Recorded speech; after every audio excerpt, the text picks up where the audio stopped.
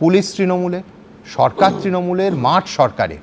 আমার পরের বক্তা অরূপের কাছে প্রশ্ন একটাই থাকবে, দায়িত্ব নিতে হবে তো? সুমন, দায়িত্ব নিতে হয় বলেই এই অনভিপ্রেত ঘটনার সাথে সাথে মুখ্যমন্ত্রী নিজে বার্তা দেন, I am deeply disturbed and shocked by the mismanagement witness today at Salt Lake stadium. মুখ্যমন্ত্রী রাজধর্ম পালনের বার্তা দেন এবং এটা তো সত্যি কথা। দেখুন, আমরা কলকাতার ফুটবল প্রেমী মানুষ। তোমার মুখে শুনলাম তুমি ব্রাজিলের সমর্থক, আমিও ব্রাজিলের সমর্থক, প্রচুর মানুষ আর্জেন্টিনার সমর্থক। এখানে ঘটি বাঙালের লড়াই হয়, ইস্টবেঙ্গল মোহনবাগানের লড়াই হয়। সেই জায়গায় দাঁড়িয়ে আমরা যারা মেসিকে ভালো করে দেখবার আগেই মেসিকে চলে যেতে হলো, এটা আমাদের সকলের কাছে খারাপ লাগার।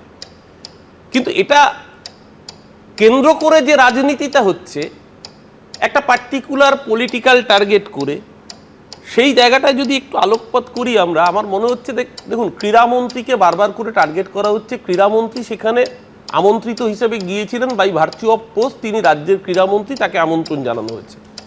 তার যাওয়া যদি অপরাধ হয়ে থাকে, আমি কোন পদাধিকার বলে Suvendu Adhikari leader of opposition, তার খুব ব্লু আইড বয় ময়নার বিধায়ক অশোক দিন্দা তার পরিবার নিয়ে মাঠের ওই ভিভিআইপি এনক্লোজারের মধ্যে ঢুকলেন। আগের দিন আমরা কি দেখলাম?